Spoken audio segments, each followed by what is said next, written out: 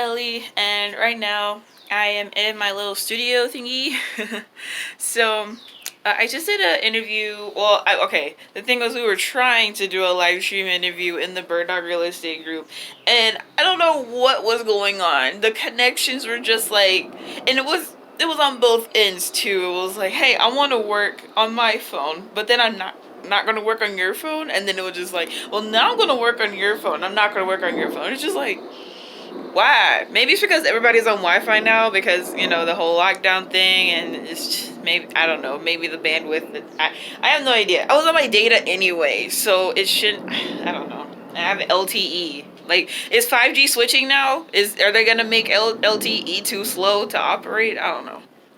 But I debated on whether I would make a real estate video. So I got a whiteboard, and I'm going to be working on some whiteboard content.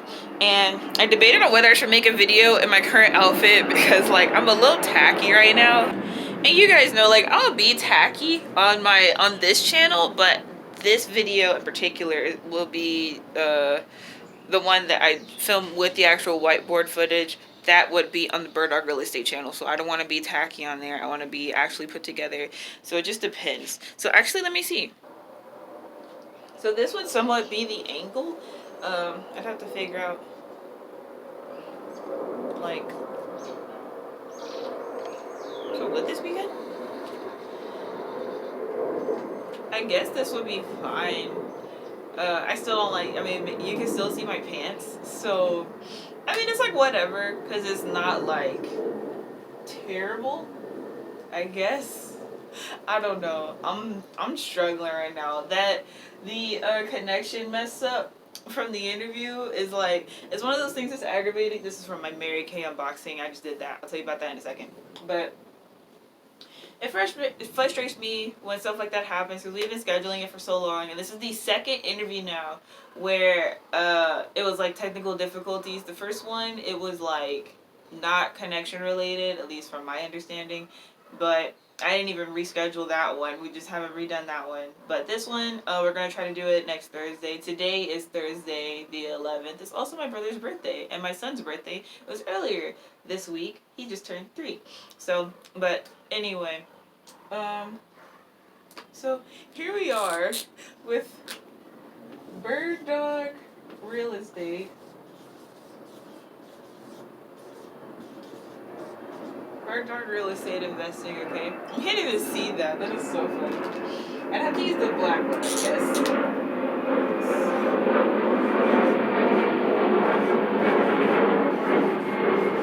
That's not my good handwriting either. I'd have to pre-write everything, because I'm not. I could probably draw some arrows or something. Yeah. That I could do quickly, but no. I'm going to pre-write whatever's on the board on here. But anyway, how are y'all doing? Are you guys having a good day? Do you guys have any plans for 2020? I reanalyzed, I made a goal video of what I want to do this year, specifically on my channel. I mean, you know what? I don't know, because I kind of almost went viral on TikTok, and I'm still getting followers from my post. As you guys know, the George Floyd situation has sparked a lot of controversy, and there's just been a lot of stuff going on since that point. And so, in the midst of that,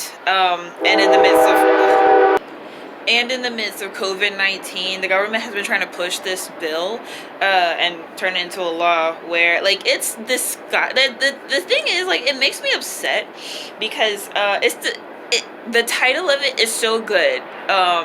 It's called the Earn It Act, and it's supposed to be like this awesome thing to help against, child sexual abuse. And that's something you would want to stop. You'd want to stop child sexual abuse, but it's through the internet. And the thing is, with the way that the bill is written, for one thing, there are no applicable steps for them to take to stop what's going on. All that the bill says is that they'll have, so for one thing, social media platforms will not be able to deny what's going on. Not necessarily deny, but not take responsibility for what's going on, because it's not Facebook's fault that somebody posts a picture of a nude toddler in a sexual way. That in no way will be Facebook or YouTube's fault. Sure, you'd want to have community guidelines so somebody could report it and everything, and that's pretty much all that the bill is reiterating, is that. But also on the other side of it, they're not saying, like, blatantly that they will be infringing on our rights to free speech. So it would hurt more people. Like, the thing is, that issue is not something that's so prevalent. That's something you should want to take to, like, fight the dark web or something, because you're not going to go on many social media platforms and see that type of stuff a lot. You'd be attacking on regular people and seeing, you know, it would be more so people who just post everyday regular things who would have their accounts flagged and all that type of stuff more often than the actual criminals who are doing that type of stuff. And my thing is like, okay, we shouldn't even need laws, certain laws for stuff like this. When are we going to get to a point where we can actually digest the human and make them not do stuff like that? Like, it doesn't make any sense. We need to be starting at young ages to make sure that people have morals and we get rid of the pedophile problem instead of trying to control it. But anyway, that's what I posted about that. I took some screenshots of the bill and I posted on my TikTok, and I also shared the book that I shared with you guys as well here on YouTube, the book If Obama Had a Son, and basically how the African American community needs to, at least my generation, I don't know if the older generation is going to do it, but you guys, we're all in our 20s, we're Gen Z, so, well, not all of us are in our 20s, we're teenagers and 20-year-olds, and millennials as well. We need to make it our mission, our point, not just black people, but also anyone who is either a minority or white people who understand how racism is wrong. We need to be doing our best to not just get into political power, but also become voices of influence, being educators, being more so advocates. We don't really have a face. Like, Martin Luther King was a face, Malcolm X was a face. We don't really have a face. So, like, you know, some people need to come out and, like, not necessarily start their own movement. You know, Black Lives Matter is a movement, and I think that's good. But we need just, I don't know what exactly, for one particular person to do, but as a collective, we need to do more to gain generational wealth. We need to do more to own our own and support our own businesses so that these bigger corporations will have no choice but to at least acknowledge certain things. And so racist white America can, like, honestly shut up, because, like, it makes no sense to want to keep people down. Because the thing is, a lot of the racist white people, like, y'all don't even understand. It doesn't make sense for you to be racist, especially when you live in America. Like, it just doesn't. Like, I'm trying to, you can't understand where they're coming from, because literally all they have is being white. They don't, like, there's rich black people now, and that was how that situation in Tulsa happened, where they were basically upset about Black Wall Street, and so then the KKK burned everything down. So it's like, it's just jealousy from that standpoint, and it's like, you know, this is America. You can do whatever you want. You don't have to hate somebody else because they're doing whatever they want. Everybody can do whatever they want, so just let everybody do what they want. Anyway, that's gonna make me mad. I didn't even mean to rant about that, but anyway, thank you guys on TikTok for following me. Like, what? I hit over 200 followers on TikTok within, like, a week. Yo, thank you. Thank you so much. I think I'm going to post this clip on TikTok, but thank you so much for 200 followers. Dude, you guys, I have some gems to drop. I have my business stuff going. Like, if you guys are watching this on TikTok, I'm going to be sharing some of my real estate stuff. I'm not sure if you can read that, but it's my real estate company's education, and my actual wholesaling company. And then I have my Mary Kay business that I'm getting back active. I just got some new products, and I filmed an unboxing a few minutes ago. And I just did an interview in my real estate group, Bird Dog Real Estate, on Facebook. So if you guys want to join that, you can, and learn about real estate investing. And that's also adding to the point where I was saying, like, we need to own assets. Like, here in Memphis, Tennessee, you can buy a property for like 50 bucks. No joke, no kidding. And it's very, very serious. So you can live somewhere else.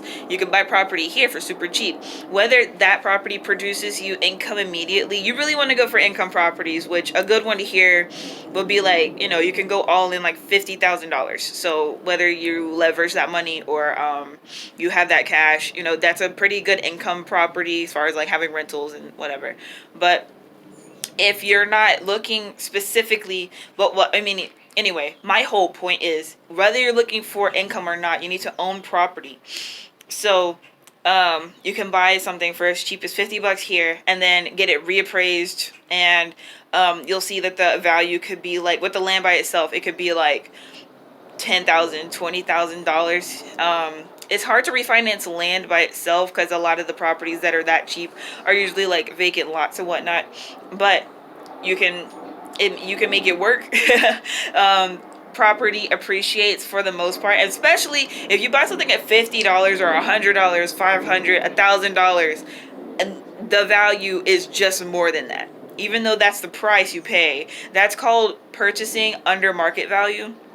And so, anyway, I'm not gonna do a whole lesson on that. I'm just so grateful for that because my whole goal is to educate people on this, because like, don't nobody own nothing in America no more, and that's annoying because like that's the whole point. You don't want bigger corporations and investors to have a monopoly. That defeats the entire purpose. And so like right now it's just imperative that we all get educated and we own something for ourselves. But anyway, I'm gonna go ahead and go. I really do like this setup though. I think it's really cute. It's a little messy now because I just did my unboxing and I got this stuff right here. But I'm gonna be doing more videos out here in my little studio setup. It's still like outside because I don't have the place ventilated, as you can see. So, and I'm using natural lighting. I'm not sure when I'm gonna get everything like fixed up in here. But yeah, this is to 2020. Dude, there's so much going on this year, and like one of the funniest things is people were talking about like a zombie apocalypse, and I'm like, have y'all read Ezekiel 37? Because that is when the zombies come. But thankfully, with the Christians being here, we can turn them into people again, and they won't be zombies. So go ahead and read that if you want more insight on it. So, and yeah, like I'm so serious. It's in the Bible, Ezekiel 37. There's zombies. So they don't use the word zombie. They're called dry bones. You know, they're skeletons. But they were able to have their flesh put back on them, and then they received the breath of life after that point. So, yeah, Bible lesson. Hope you enjoyed. I will talk to you guys in the next video. My gosh, it's so much going on, you guys. I want to get back to vlogging, but it's honestly been kind of hard filming lately. But, you know, that's for another video. I'll talk to you later. Bye, Rainicorns.